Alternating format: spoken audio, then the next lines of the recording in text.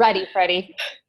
Hey everybody, welcome. I'm so excited. Those of you guys who are on live right now, thank you for being here. My name is Camy Kennedy, diet recovery expert, and I have Diane Flores here of Living the Goddess Lifestyle and of Venus Pole Fitness. How you doing, girl? I am so excited to be here. I love you so much, and we're gonna have fun tonight. I know. And I love that I'm your spirit animal. I was laughing so hard when I saw that today on social media. I know. I'm like, okay, I'll take it. Well, I always love these interviews because people are like, oh my gosh, this is your friend. Like, how do you know her? I'm like, well, we were roommates one time and we became best friends. That One was time. Yeah, one time. And we're totally internet best friends. Yes, exactly. She lives in California. I'm over in North Carolina. Yep. I try to get back over there as soon as I It doesn't can. matter. Yeah, it doesn't matter. We're spirit animals from afar. No. So I'm so excited that you came Totally. on because it's been a while since we connected. We did an interview, I want to say almost like a year ago. You did an interview on being sexy or like dieting. I can't even remember what it was about. But you and I are on the same page, like body confidence, not dieting, not getting extreme. And so this is kind of about getting outside your comfort zone today. So like I titled this, basically how to flow, right? Because I was watching your videos and I was like, this girl is flowing, like she's getting into it. And I think that's so important, you know, because for me, from the people that I work with, we're tomboys, we're tough, we're in the gym, we're super like aggressive. So I kind of want to start with your story of like where you came from. Because you weren't always this confident. And I think people, when they see you, they're like, yeah, okay, like you were always like this, you're just a rock star. But tell us about back in the day when you weren't so confident. How much time do we have? Give us the short version, but yeah. I know, right? Okay, so I was telling Andrea the same thing on the podcast earlier this week because I was like, how much time we got? Like, so I think I can condense this for you. So, yeah, I incredibly introverted. And I don't say that like now is like, you know, it's like the cool thing to be introverted. I think sometimes like I'm an introvert, but I was the epitome of that. I mean, in high school, elementary, just moving around a lot. I had, you know, one friend in high school. It was to the point where if she didn't go to school, I'm like, girlfriend, call me because I'm not going to school because I will have nobody to eat lunch with. And I remember periods of time where I know when she would go on vacation and I couldn't miss school for a week, right? So I would sit in the bathroom, high school bathroom by myself. And I would just go in and out of the stalls and kind of hang out in there and pretend like I was just like in the bathroom. And so it was like either that or I know, right? Or I would go sit in the library and just avoid humans. And so that was sort of like my high school career. And don't ask me how I met boys because apparently that was of utmost importance, was meeting boys. And my junior year in high school ended up getting pregnant with my son. And then finishing out high school and getting pregnant with my daughter when my son was 6 months old. So I started as a young mom very, very early. And, you know, just I was in my own little bubble, did my own thing. I was a mom very early. And it just, I didn't have a social network of people. Facebook wasn't around, you know, so I was in my little bubble. And, you know, that's a story within itself in terms of a lot of like triumph and things that I went through with going through being a very young mom and growing up with two babies and dealing with being on, you know, government assistance and aid and, you know, food stamps and all that. So, you know, gradually with time, I grew up, had got a job in the medical field, put myself through school, was working two jobs, started working at Gold's Gym part-time in the daycare because I could take my kids with me and I got a free membership. So medical, you know, 40 hours a week in the medical field. And then Saturday and Sundays, I was at the daycare gym or the gym daycare. And, you know, I'd see people come in and out and I'd always seen like bodybuilders come in and think like, you know, and these really ripped women and just think, oh my God, someday I'm going to do that. Right. It was like a bucket list goal. I remember having like, I don't know if you read Oxygen magazine, but I had like every issue from the time my daughter was probably like 3 years old or something. Like it was like some audacious amount of magazines. I remember moving and taking those magazines like with me every time. And like my family's like, really? do you need these? I think you know this stuff now. And I'm like, no, I need them. I need that magic meal plan in there. Yeah. So, so that was like sort of the lineage of me coming to like the fitness scene and really getting interested. I mean, I had dabbled with weights in my junior year in high school because my girlfriend and I wanted to get out of running for PE. And so we thought, and we wanted to hang out with cute boys. So we thought, well, let's just do weight training. So that's what we did. And that's when I actually touched my first weights, was probably when I was about 16. And I was like, this is awesome. I loved how strong I felt. But just dabbling in fitness here and there, jazzercise, step aerobics, all that. I know a lot of people immediately, maybe not everyone, but a lot of people want to ask me, like, were you a stripper? Or were you an exotic dancer? And they're like afraid to ask me, like, I'm going to get offended, and I'm like, I'm not, and I mean, if I was, I wouldn't be ashamed to say that I was at this point in my life. I really just, it is, I don't care, but I was not. It would have been easier for me to pick up all these moves had I had that experience. But I worked a traditional medical job, and I think I was, like most women, where you fall into that role of, I'm a mom, or, I just have like these certain titles. And it felt really awkward and weird to be sexy, especially because, like after you have kids, at least from my experience, after I had my kids, I always kind of felt like my body wasn't really mine anymore.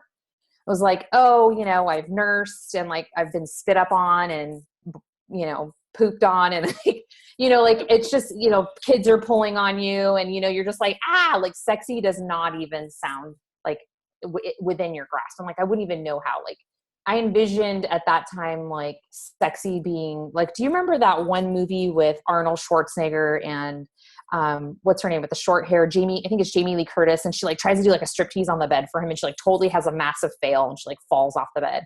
It's an older movie. Movies. I can't remember. I'm the worst with movies, so don't ever try to use movie references. I will just assume that our listeners have seen it. So yes, yeah, I can imagine the awkward moment.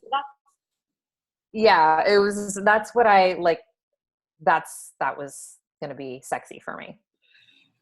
Are you there? Yes, I'm here. You're frozen a little bit. Yeah. Okay. So we have a little bit of face on my end is hilarious.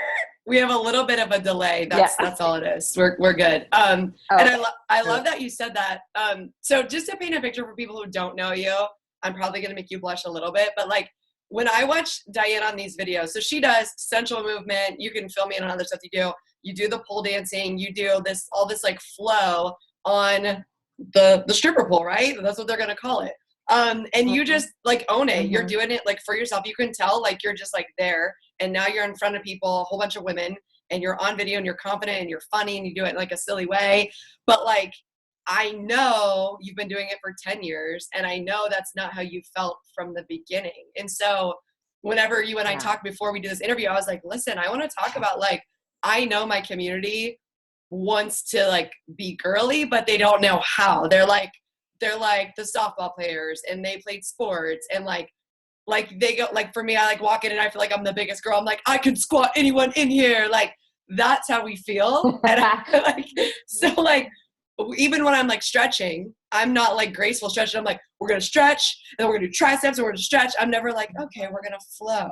So talk to us about how you came from like weightlifter, because you started off as like lifting weights, right? And then you transitioned into this whole like sensual movement and getting to that awkward stage with your body, because the only way you can get better at something is to practice.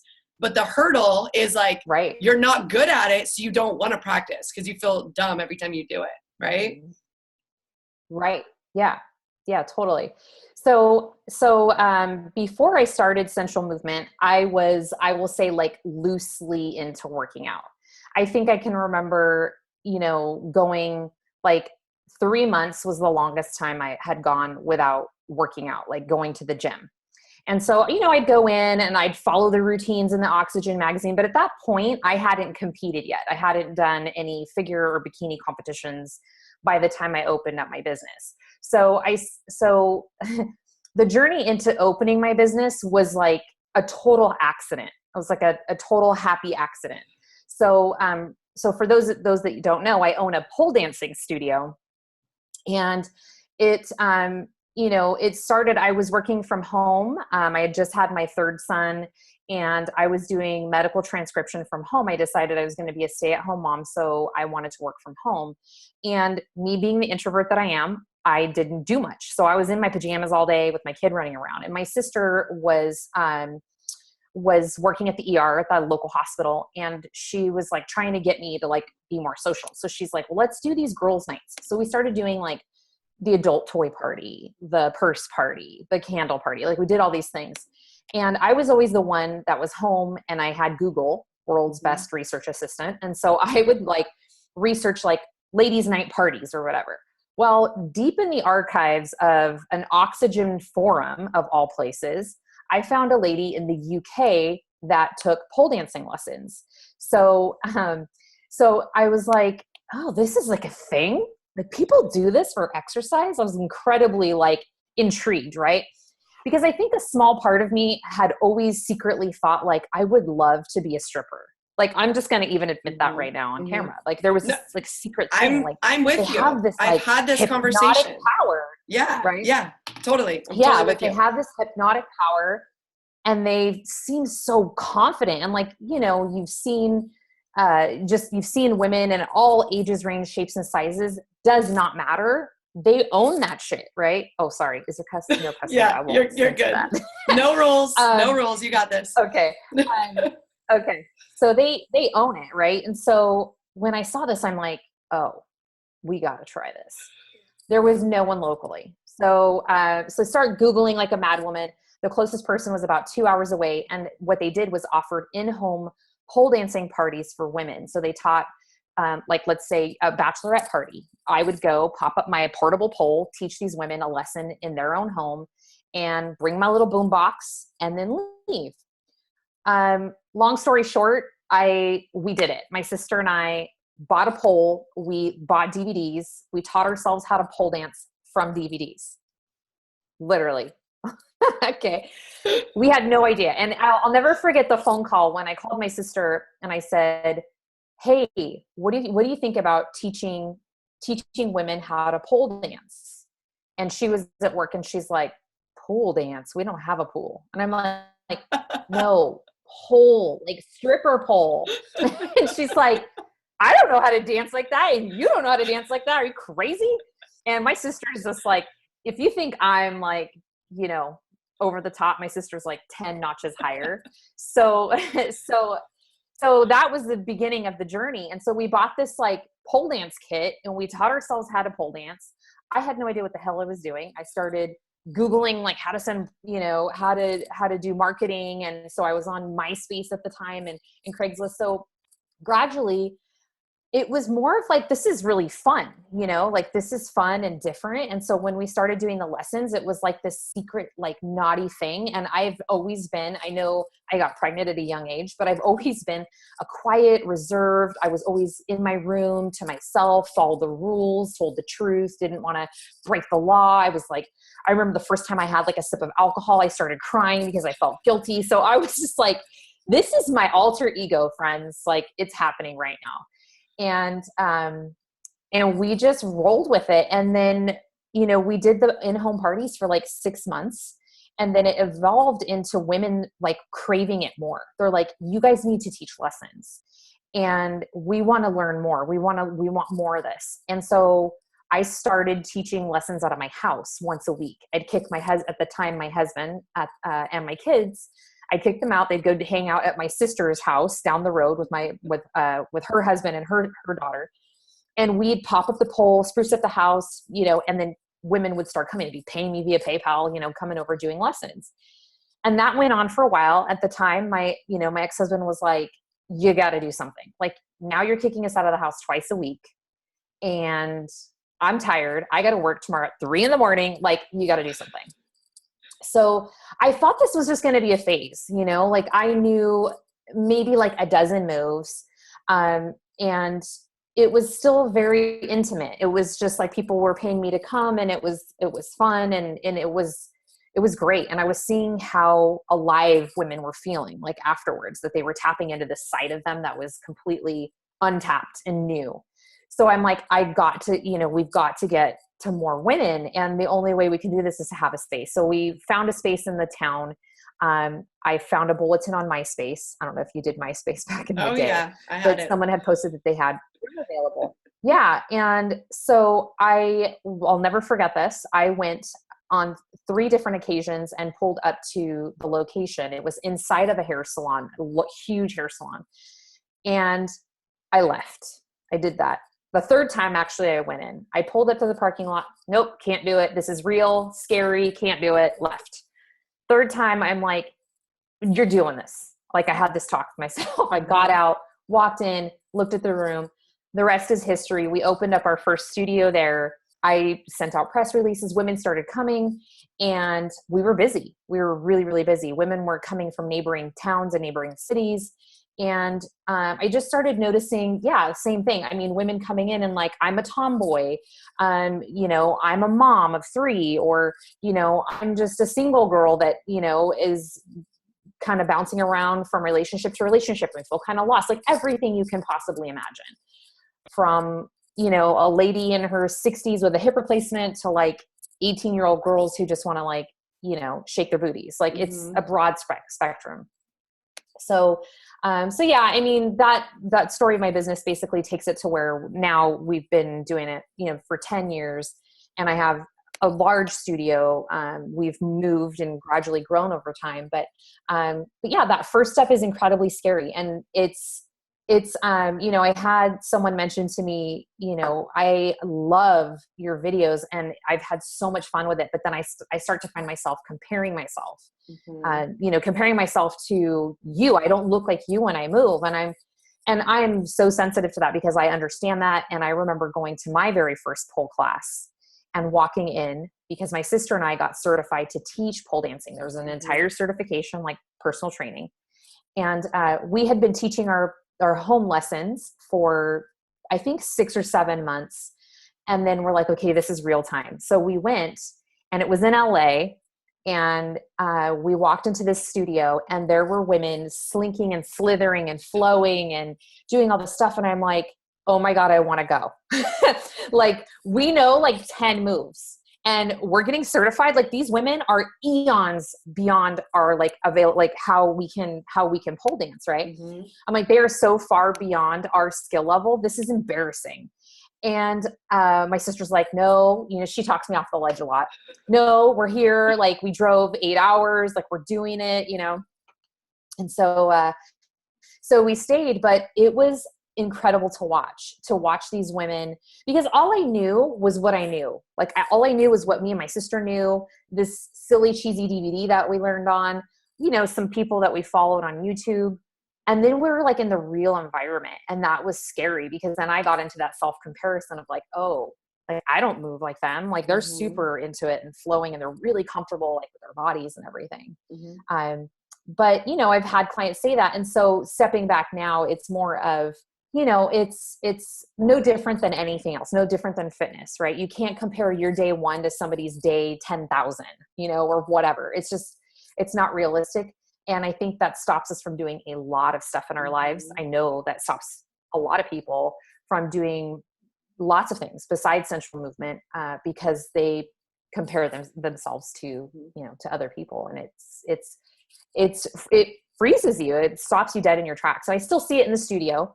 And, I think it just with time of like, just going like, what's the alternative? The alternative is not doing it and then regretting that I didn't allow myself that experience. Yes. And that's what I was going to ask you, because it sounds like your story, because it's like short, you're like, well, this is what happened and this happened. But like during that period, there was probably some times where it was like, you're crying on the bathroom floor situations. Like, you're just like, what am I doing? So talk about those times. And I'm kind of coming off of a comment that one of our viewers, Laura, said. She said, vulnerability can be a problem with many women as being weak, especially as it relates to body image. So what can you tell us about how you embraced your vulnerability as your strength? Because I'm sure you had some times that weren't like, you kind of gave us the outcome, but tell us like about the times where you're just like, it was really hard. What drove you through it? And then how ultimately being vulnerable, like you come out on the other end feeling a lot stronger? Well, I think for me, that's a really great question. I can attest this and really link it to several things, especially, I think for me being within the walls of my studio is incredibly comforting because it's like, it's my home, right? And so I set the tone there and I set the expectations like for my clients, like, when you come in, this is a no judgment zone about yourself and like, don't judge yourself with other people. And I would say the last probably 3 years have been incredibly have been exploring my vulnerability to its extreme, right? Like sharing like things about my personal life. And I'm very big on, I've gone through things in my personal life and amidst trying to run my business, and it's hard, right? Like, how do you turn that off? But I have to come in and I have to be there for these women. So, there's been so many times where when I was leaving, when I was running my studio and also competing, that's probably when I had the hardest time being vulnerable, is because I was saying, love your body, love the skin you're in. And I hated my body, and people look and they're like, how did you hate your body? You were like in cover model, like shape. How did you hate your body? And I hated it because I was in the mindset of it's not good enough. And, I'm going on stage and I'm comparing myself to these other women. And so I was doing this, and then I was faced with, well, now I'm in the studio and now I felt like a total hypocrite. I'm like, I come to teach and I'm telling you, love your body, don't compare yourself to other women. And, there's been a lot of moments of people like, oh my God, she's human. She eats a cupcake. Like, I remember one of my instructors saying that to me one day because I had hid everything from everyone. I'm like, they can't see me eat normal food because then they're not going to think like I'm a worthy instructor. And they can't see me have like a failed marriage because what's that going to say about me as a person? Like, they put me on this pedestal and think that like I have my shit together. And like, I don't, like I'm normal just like everyone else. And it's like, oh, you have this power and confidence and strength, but there's also the soft side and the behind the scenes. And I make it a point that after I've gone through things and have learned the lesson, and even while I'm going through things, to like reflect and look back and share with my tribe, with my audience, with my clients, because I don't want them to go through the same things, missteps that I can't have. And if I can prevent that in any way, try to share it. So I don't know if that answers your question, but being vulnerable is challenging, and definitely dancing in a new way. Dancing in general is so vulnerable. Like, you go to any 6th grade, 7th grade gym dance and like nobody's dancing, right? Because it's embarrassing. Like, you move your body in funny ways and like, like I'm going to look stupid, like my kid's 11 and he's the same way. He's like, Mom, no, you can't do that in 6th grade. That's not cool. Like, you can't dance. Yeah. And I say being cool is overrated. Like, I don't want to be cool. I'm not worried about being cool anymore. But yeah, I mean, it's incredibly vulnerable. I suggest that when people start something new, if they feel like they're going to be like pressured by people being around, do it by yourself. Allow yourself to have that space to explore, have fun with it, do it on your own time. Let yourself be silly, feel the feelings, move through it, do it anyway. And with time, it gets so much easier. So some of the stuff you're saying sounds kind of like Brene Brown to me. Are you a fan of her stuff, like Daring Greatly? Okay. So. Oh my gosh, I love Brene. Yeah. So it's like we're friends. Oh yeah. Yeah. You're like Brene. We go way back. Yeah. You know Brene. So if anybody's listening, Brene Brown, Brene Brown is, I have only listened to some of Daring Greatly. I know she has another one called Rising Strong, and I know she has a TED Talk. So if you guys just go look her up, it's Brene, Brene. But I want to talk about it being like, because what I coach on is it's not just you eat this food, like you said, when you were in the best shape of your life, and I was the same way, when I was in the best shape of my life, I hated my body. It was the worst, right? Right. And so now I love my body more, even though it wasn't in the best shape as it was now, because of mindset and because of like spiritual work and emotional work. but I want to bridge the gap as well and talk about like, what about this person right now who's like, you know what, I have a good like weightlifting routine. I do weights, like I'm good. Like, but they're tuning in or they're watching the replay because they know there's something missing. Mm-hmm. So speak to that person. And Yeah. I can't imagine how you'd feel if you didn't have sensual movement in your life, but speak to it from your perspective of like, here's what it's done for me. Here's what it's done for my clients. And then like, why should we, and me even being skeptical, being like, well, I'm a robot, right? If that's the stories we tell ourselves, like I'm not good at dancing, I've never been, or like I feel awkward because that's how I've always been. So how can we change our story and then pick up something that scares us and just do it anyway? Right. Well, I think, I think it helps that I came from that bodybuilding world and I lived it, 7 shows, eating tilapia and asparagus from my Tupperware for 5 out of my 6 meals, so I get it. And, at that time, I pulled so far away from sensual movement. So at the time I started bodybuilding, I had decided to take it on because I was in a place with my business where I had enough instructors and I could devote the time to being me. So anyone who's competed knows, like, you are the soul of the universe. Like everything revolves around your feeding times. You're like a newborn baby, right? Like everything revolves around you. And so at the time it was like, I wasn't teaching very many classes. I was doing all hardcore bodybuilding, cardio, dieting, body hating, stressing out about that. And so what ended up happening is I was almost afraid to allow myself to meld back into my sensual movement 100%, because I knew that when I did, I was going to turn off my bodybuilding brain and I was going to be like big, like middle finger to the bodybuilding world and be like, look, I'm done with that. I'm good over here. Like this feels so much better to me. And so I stayed away from it. And every time I did a show, I noticed the same thing would happen. I would pull away and I would use the excuse of, oh, I don't have time. Like I don't have time to do it. It's not part of my training regimen and, whatever. So I would just kind of scoff and like, teach what I had to, bare bones, but I was like not there.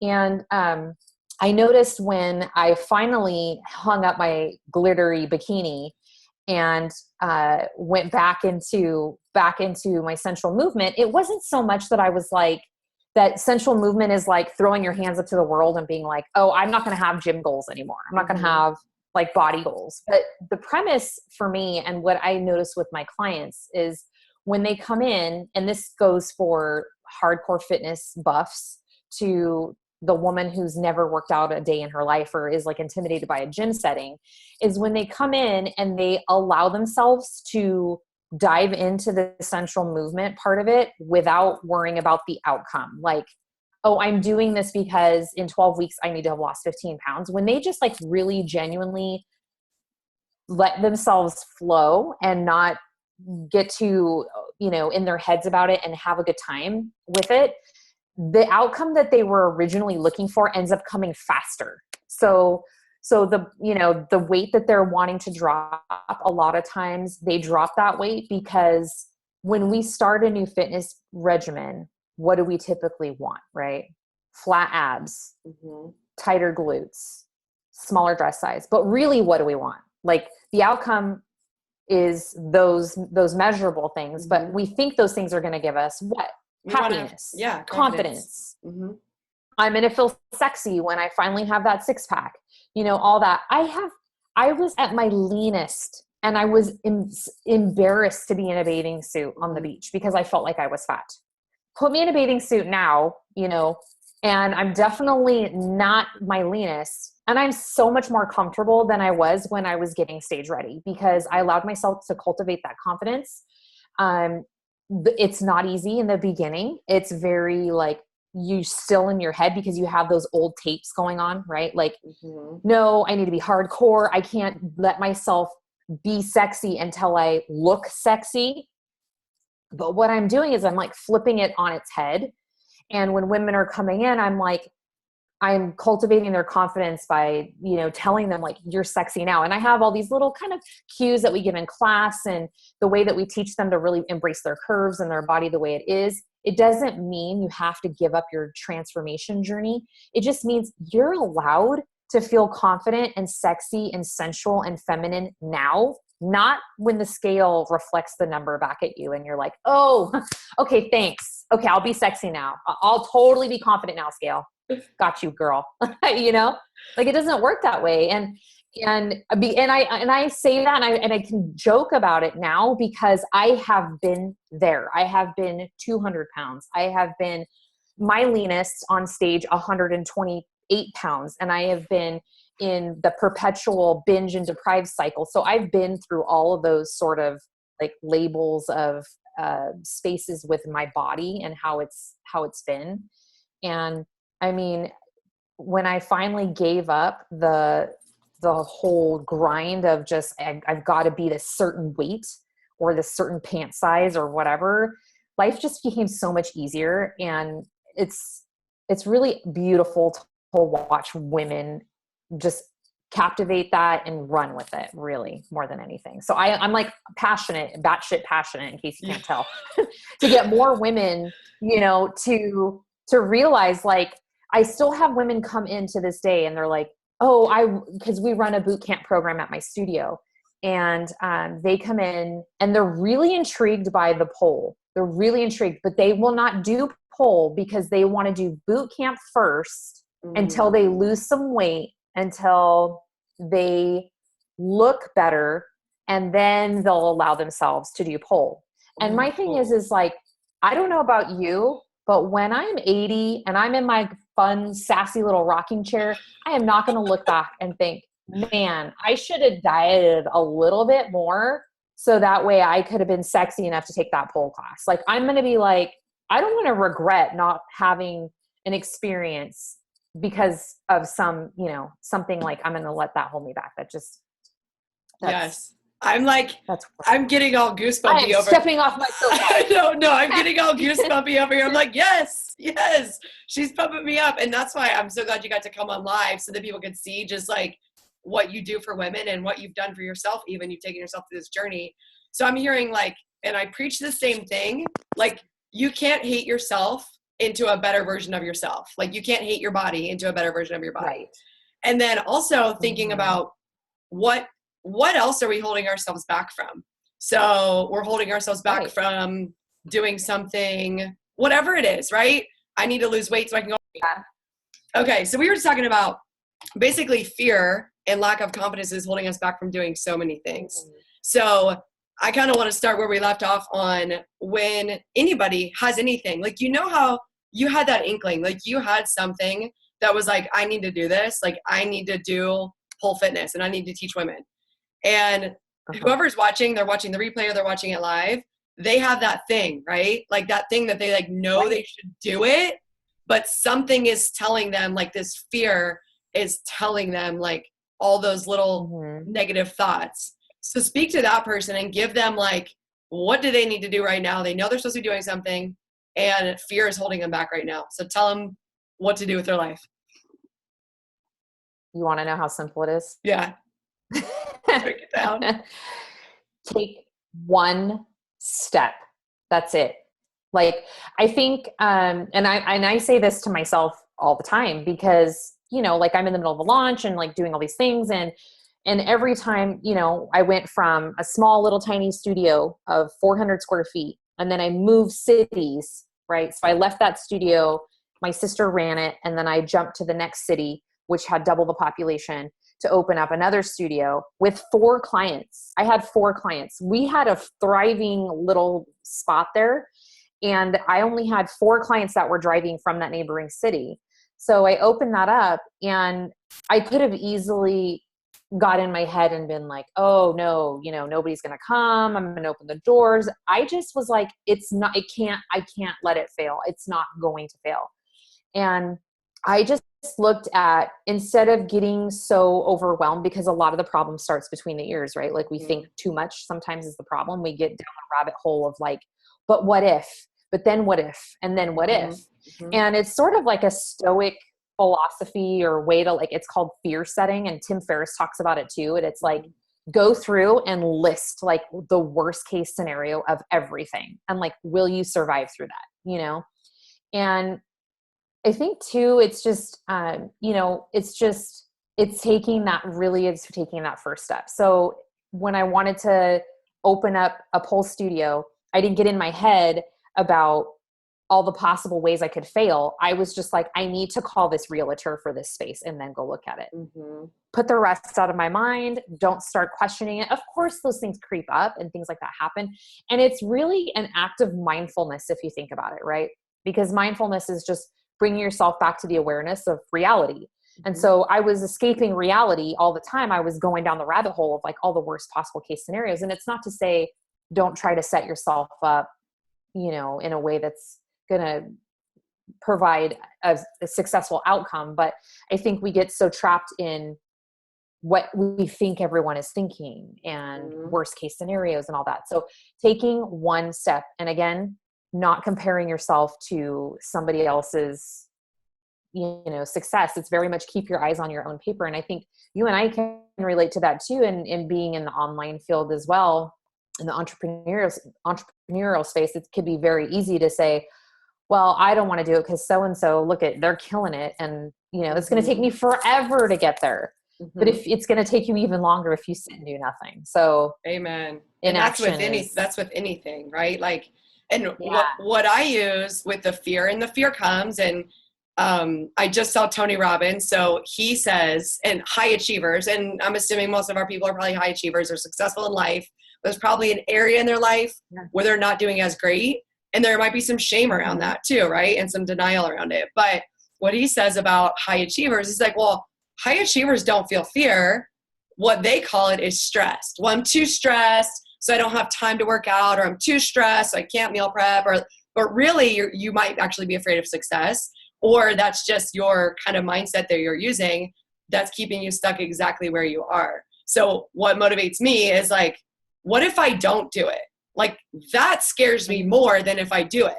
Like, what if I don't do it and I die tomorrow? And I know that's like pretty intense to think about, but like, what if I'm supposed to be doing something, I don't do it, and I die tomorrow? And then I just left no impact, right? I didn't do anything for myself, my life, the people that are in my life. So that's what I go back to all the time. I'm like, just do it.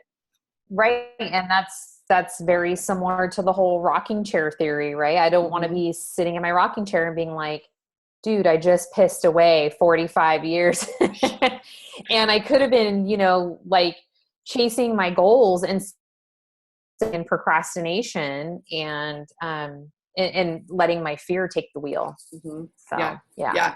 I'm all over that. We're going to be snazzy grandmas in some amazing rocking chairs with like bangles, and like I'm gonna have fake eyelashes when I'm 80. It just getting sassy.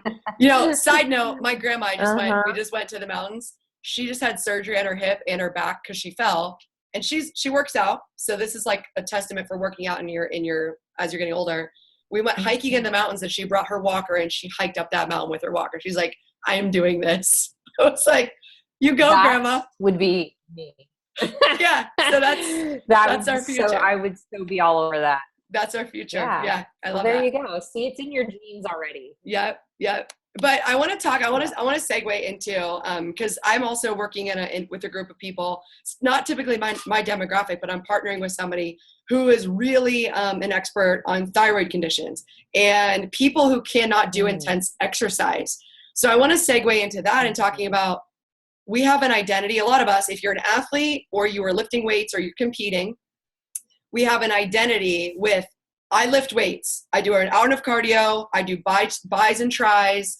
Like, that's what I do. And then something happens, right? Like, I got injured. When I got injured, instead of doing something like sensual movement, which could have kept me healthy, I stopped working out because I couldn't do what I thought was like the workout. Right. So speak to like, we have phases in our life and we have different times in our life. And sometimes we beat ourselves up because we're not motivated to go do squats or deadlifts, but we can still be moving our body. So, and especially those people, I have a friend right now who's dealing with hypothyroidism, and she can't do intense workouts. And so I think something like this would be amazing. You gain your confidence back and you start doing something that's really like gentle on the joints. But I know you have some stories about some people too that had never lifted weights in their life. So talk about how this could help somebody in transition, and how this is going to help them. Oh, for sure. Yeah, I've had, like I said, in my studio, I've had women who come in and they very much are just about the boot camp. Like they want to focus on hardcore, hit it hard. And then I have clients that are like, I don't stick to workouts. I want to do something that's fun. And I need to do something that's different or else I'll quit. Like I join a gym every year. I go for like 2 weeks and then I'm over it. And this looks like fun. I think I could stick to it.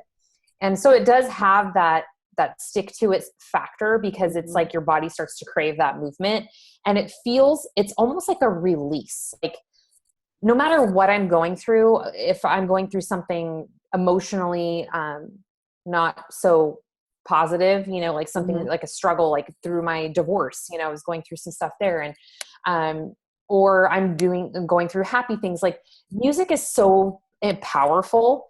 And when you can turn music on, like, I mean, I used to freak out if I got to the gym and I didn't have my headphones. I was like, I can't work out.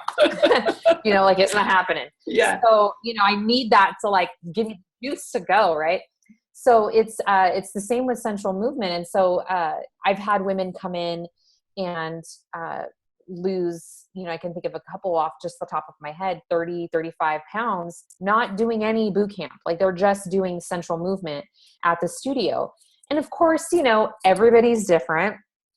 Diet plays a huge role in terms of your results. We know that in the fitness world. So, but it is definitely a low impact sort of option for somebody who wants to do something different. And I will tell you, I went on like a filming marathon because I had some last minute videos I had to film for the program, and it was 2 hours. It wasn't like 6 hours worth of sensual movement. I feel like I did a CrossFit workout. My hamstrings are completely toast.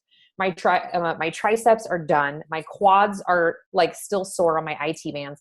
And I haven't worked out. Like I haven't worked out for a couple of weeks. My mom had heart surgery. So I was like, oh my gosh, I'm dying right now. I mean, I don't recommend anybody do sensual movement for 2 hours. But, it can definitely lend itself to be a good workout, or in addition to something that you're doing. And I think most women that will come to want to do it, at least from my experience, are going to be more of, I want to do something sexy, not necessarily for a workout, because it's not really what I'm toting with it. It's like, yeah, you could do it for that if you wanted to, but that's, my mission is more to get you in touch with your feminine side and cultivate your confidence and really, really shoot your confidence to like another level, because I feel like mastery in this, and that doesn't mean doing things to perfection, but getting the hang of it and really connecting with it and allowing yourself to be vulnerable, just shoot your confidence to the next level.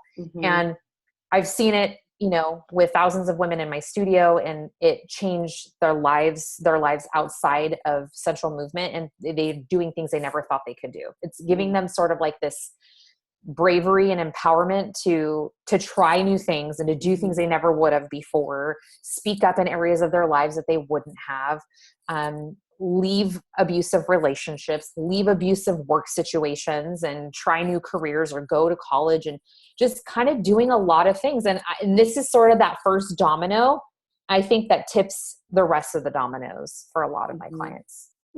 I love that so much. And I think if there's anybody watching, they're like, well, great. Like, yeah, I want to do this, but maybe I don't live near you, or I don't even live near a pole studio. Yeah. So I know you have a program that I've been experimenting with that we're excited about. So I want you to tell me about this at-home program that you have. And the reason I like it, because I'll be straight up, I want to hide in my room and do it so that nobody sees me, right? Like I'm like, let me just do it. You're definitely not alone. So when I do like my moves, I'll do a little bit of booty work, a little bit of twerk action. I do it after I lift, And I do it in my garage, and I like put my garage door down so nobody sees me. I have a whole bunch of mirrors in there, but it's crazy that my body's nice and loose. I lift it, I'm warm, and then I start and do it. And then I'm like, I'm good. I'm really good at this when I'm by myself, you know? So like, I feel great. I'm like, I'm amazing at dancing right now. So I think that's a good way to build that confidence. Yeah. So yeah. So I feel like I'm giving birth to like a 10-year-old baby because this has been like my life, right? For 10 years, sensual movement has, since we started teaching lessons in home. And I knew down to my toes that I wanted to bring it into the online space. But again, I'm human, just like everyone else. And I was like, oh, so-and-so's doing it better, right? Like, oh, this person over here is offering online pole lessons, and they also do like a lap dance course. Like, who's going to want to take my lessons, right? And then, but I've had a lot of people over the years like, have you ever thought about making a DVD? I'm like, no. So I went into the online space with fitness, and I came out sort of with a bang this year, and I'm like, look, this is what I do. And if you don't like it, then you don't have to follow me. But those of you that want a warm, squishy hug of all this flowy, fun movement, then come to my side, because I'll teach you my ways. But yeah, so I'm definitely overdue, and it's launching August 29th, sensualdancemovement.com. And that will be live and ready on that day for everyone interested in the program. And I know you'll link it up so that way they can check it out. But it is strictly from home. You just need an internet connection. At that point, you can even download the videos if you want to take them with you or whatever. Don't want to use your internet after you initially purchase. But it'll have access to 37 different videos, 21 of which are demo videos, because I could take you through the lessons, but I don't want you to get stuck with like, I don't know how to do these kneeling hip circles. I don't look like that when I do it. And I don't want to keep going because I feel like I'm doing it wrong. So I've got like the foundational moves broken down, quick snippets, 1.5, 2 minutes of breaking down each move. And then I've got 5 5-minute flows, 5 10-minute flows, 3 20 minutes, and then 3 30 minutes. So just depending on how much time, it's not really a level kind of a thing. Everything is very doable for the everyday woman that doesn't have, like specific, like knee injuries or back injuries or things like that. I've had people do it with hip replacements. I mean, so I'm sure it's fine, but definitely got to,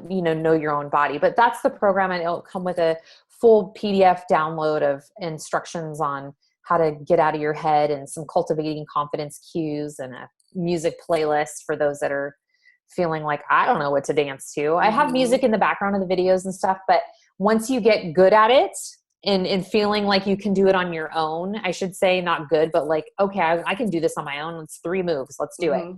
Then you can just put some music on and repeat those. And that's really mastery. And that's how we teach in my studio. It's like, when you take a gymnastics class or you do anything new, you have those foundational movements that you're going to need to repeat to master, subsequent things. And that's what I teach. It's very, very for the everyday woman who has never done it before, for sure. And I definitely saw that, because I've been like a voyeur on your Instagram forever. I'm like, there's Diane dancing again. And I'm just like watching it. I'm like, yeah, she's really good. I'm like, that's great. I should do that. And I like scroll. That's really good. I should do that. So like by the 7th time I watched your video, I was like, okay. So then I went and I looked at your program and I was like, this isn't hard. Like I had built it up to be something like, gosh, she's going to have me doing something crazy. I'm not going to know how to do it. And then I saw you there and I was like, this is easy. Even I can do this. Like, I was like, okay, it's fine. Like I built it up to be something and I didn't. And then I was like, okay, easy. Like I can do this. And then I like, you're funny you're on the mic. You're funny. You're cute. You make jokes. Like, it's not weird. It's not like you're like, I gotta keep you. It's not like you're like doing something and then we're all just sitting there like, what is she even doing right now? Like I've been to dance classes. Like I've been to Zumba where I'm like, everybody knows what they're doing except for me. And I'm just like, I'm going to leave now. Like, that's not how it feels with you. I'm like, I feel like you're talking to me and you're like, it's cool. Like you got this. And so I really like that the way you teach. I'm like, okay, yeah, like I feel good. Yeah. And then I start to feel confident as I Yeah, do it. So I really, really like for that. sure. And like the first rule is like, and I teach this with all my new clients. It's like, first rule is you cannot take yourself too seriously when you Yeah. do this, because if you do, you're doomed. Like you can't be like, oh, I have to be so serious. Like Yeah. you can if you want, but I'm going to tell you, you're going to have a better experience if you can like let your hair down Yeah. and just roll with it and not be like, oh my gosh, super judgy over yourself. Right. The moves themselves are pretty easy. It's this you have to get past. Uh-huh. It's, Yep. it's the mindset hump of, Yep. oh my gosh, this, I feel stupid. And why am I doing this? Like, just do it. It's like yoga. And it's just like, do the thing. Like, that's what we learned in my yoga certifications. Like, just do the thing. And like the epiphanies will come. Trust me. Like, you're not going to get Yes. it at first. Yes. You know, Yes. you will get it with time for sure. Right. Yeah, And especially depends. with yoga or anything like that, it's kind of like a metaphor for life, right? Like you figure it out as you go along, you keep pushing through, you fall down, you do things wrong, you get up, you do it again. And then Oh yeah. the outcome is you feel like, wow, I really did great, like through that journey, through that process. Mm-hmm. So yeah, I think Yeah. people should totally take a chance on this. And then, yes, I will put my affiliate link because I'm affiliating with you. And then I'm going to give anybody who purchases the program through my link, I'm going to give them my 2-week diet rule breaker program. So you guys know me. I'm not going to do meal plans like you need to eat this, like eat this and 4 ounces of tuna. Like what I teach is how to eat the foods that you love and then how to eat it in a balanced way so that you're not gaining weight or holding on to body fat.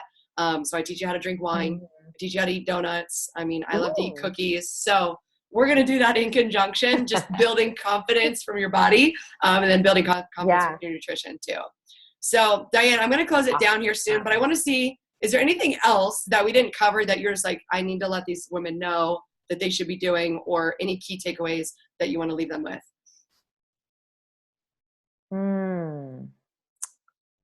I think more just, you know, just touching back on what you had mentioned earlier about just where are you holding back in your life. And this, you know, this stems outside of sensual movement, but it's kind of my place right now. I'm doing some, you know, women's retreat stuff, hosting a women's retreat, doing the Desire Map, Danielle Laporte stuff. And it's really transformed my perspective on goal setting and flipped it on its head. And where are you holding back? Where are you feeling like there's that thing that's pulling at you that, you know, if you don't do it, you're going to regret it, or at least try, give it your best attempt or your best effort that you will regret. And I invite you to take that first step towards that desire, that thing that's calling at you. Take that next step. And then that domino then takes the next step, and just keep taking one step. Before you know it, you'll get there. It just is patience and baby steps. But I think it's more of being a mom, and I know there's probably a lot of moms out there watching too when they watch this, is we often tell our kids to do that, but we don't take our own advice. We're like, you need to go and achieve all these goals and do this. And we think like our time is gone because we're too old. And that's just bullshit. So yeah, we need to take our own advice. I love you so much. Like the problem now is it's 10:30 my time and I'm like, okay, I gotta go do it. And now you got me all fired up. I'm like, okay, what do I need to do? I need to take a step. So I always love talking to you because you always get me all fired up, and I'm super excited to partner with you on this program. And just, I'm so glad that you did it because I know women need it. They're going to love it. And in the meantime, where do they find you if they want to follow you on all your socials? Oh yeah. Awesome. Livingthegoddesslife.com is my blog. And then I'm also on Instagram at Living the Goddess Life, same on Facebook. And then I'm on Snapchat occasionally. I kind of broke up with Snapchat. I'm in love with Instagram stories right now. We all but did. At Snapchat right? is, the Venus Goddess at Snapchat. So that's where I'm at. And that's where I like to hang out and talk to my people, my friends. Awesome. Well, I'm so glad you were on. I'm so excited that we could do this, and we'll see more of you. I know we will, because you spoke right into my heart. I'm like, okay, I'll do the podcast. Okay, it's coming. You're coming. doing it. You said I know. October. Yes, exactly. So don't Yeah. worry. It's Yeah, coming. totally. Okay. Okay. Well, I love you, girl. Thank you so much for being here. And I'm super excited to see how this launch goes for you. Me too. Thanks for having me. That was You're great. welcome. You're welcome. All right, girl. I'll talk to you soon. Okay. All right. Bye. All right. Bye.